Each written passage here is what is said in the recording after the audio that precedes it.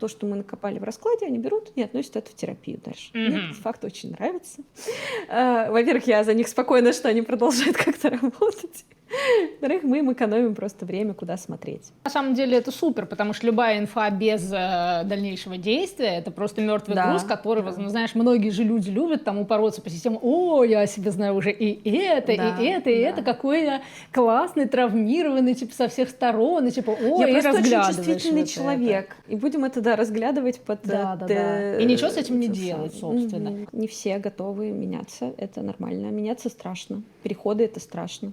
Бросить старое и пойти даже в это новое, хорошее страшно. Иногда нужно быть просто терпеливым. Я вижу это на коллегах, что многие входят в такую роль, что ну ты, блин, достал, иди просто в жопу отсюда.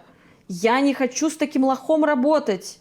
Вот для меня это не ок. Не очень поддерживающая среда. Не очень поддерживающая среда.